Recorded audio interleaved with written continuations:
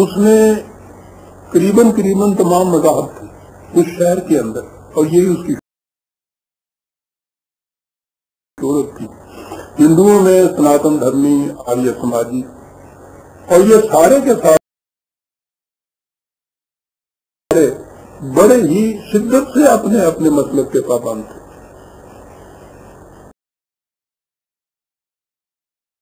مسلمانوں میں اہل حدیث بھی وہاں بڑی شدت سے تھے، کہ حنفی تھے، شیعہ حضرات تھے، عیسائیوں کے تو وہاں مشن تھے، وہاں ان کے اسکول تھے، پارسی بھی تھے،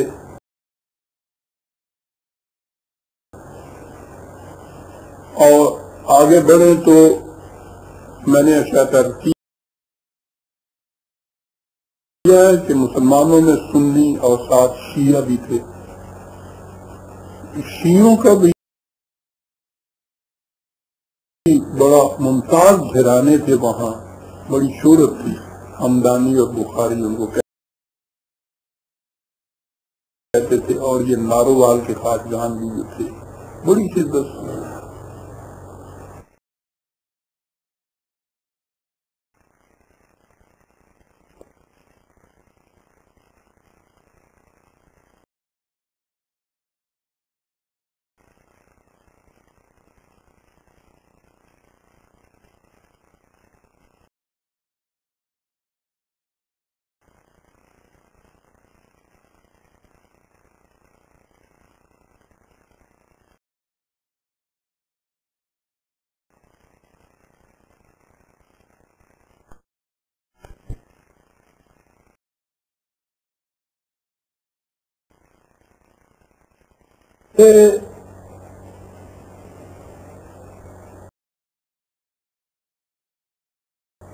تصوف جو ہے، میں آگے چل کے آؤں گا جب تصوف کے اوپر تو میں عرض کروں گا، تصوف قریباً 75% شیعیت ہوتی ہے۔ میں تو چونکہ تصوف کے اندر آپ جانتے ہیں میری تعلیم یہ تھی، تعلیم ہی نہیں تھی، نظری تعلیم نہیں، تصوف کے جو سلوک کے منازل کہلاتے ہیں، مراقبے، چلے، ورد و وظائف، اسی عمر میں نے یہ سارے کر رکھے ہوئے تھے۔ تو تصوف میں بھی میں جسے کہتے ہیں پڑا ہوا ہی نہیں تھا، گلا ہوا بھی تھا، بڑی شدت تھی۔ دادا جان کی بھی یہ کیفیت تھی تصوف کے ساتھ۔ تو شیعت جو تھی وہ تو تصوف کے ساتھ آئی ہوئی، لیکن میں دیکھتا ہوں عجیب کیفیت تھی۔ شیعوں کے ساتھ مناظرے ہوتے تھے، اور شیعوں کی مجلسوں میں جا کے میں مرثیے بھی پڑھتا تھا۔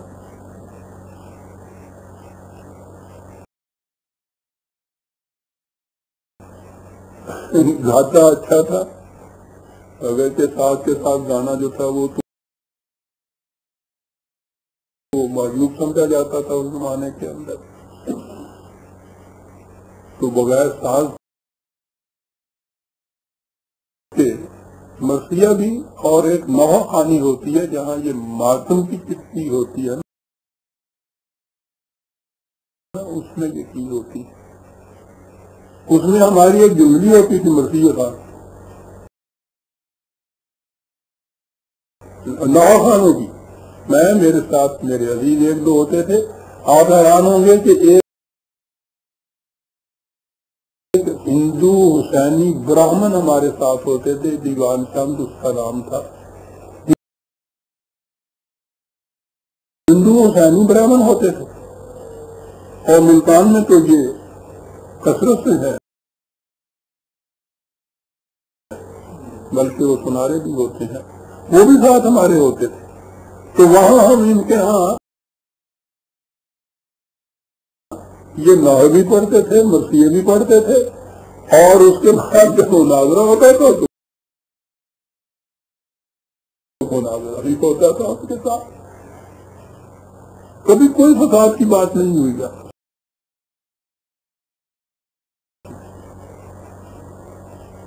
ان میں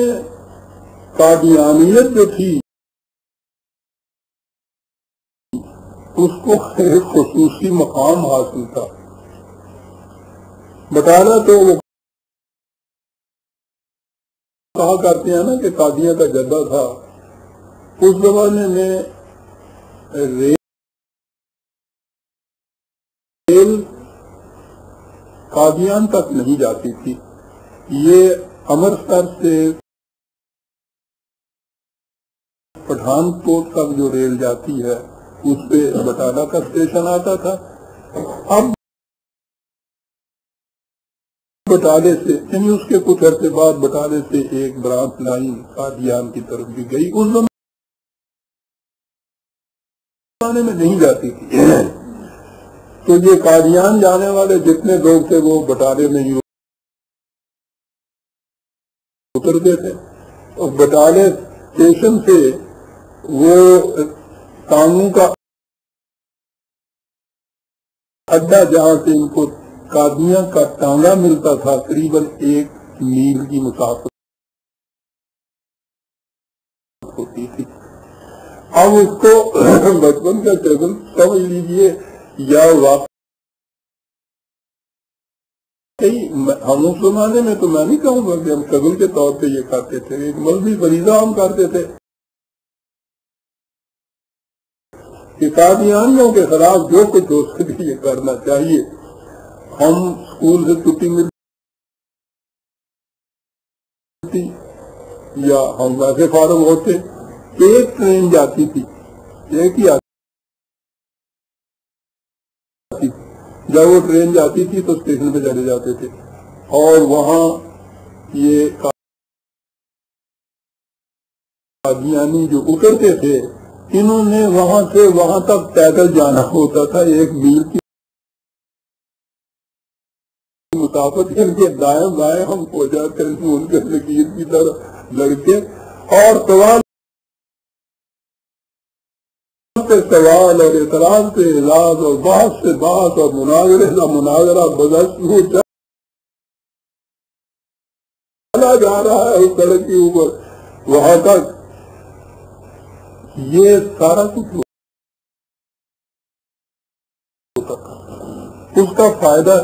مجھے جو اس کا فائدہ پہنچا، مذاہب کے ساتھ جو مختلف اہل مذاہب کے ساتھ جو مناظرے ہوتے اس کی بھی مجھے مطالعہ کرنا پڑتا۔ شروع سے میری کیفیت یہ تھی کہ میں محض خطابت کے دور کے اوپر کوئی مناظرہ یا کوئی تقریر یا یہ نہیں کرتا تھا، اگر اس زمانے میں بھی میں بولتا اچھا ہی تھا، میں ہمیشہ دلائل و براہین کی روح سے یہ کچھ کرتا تھا، مطالعہ کرتا تھا۔ اس کے لیے یہ جو تقابلی مطالعہ ہے نا میرا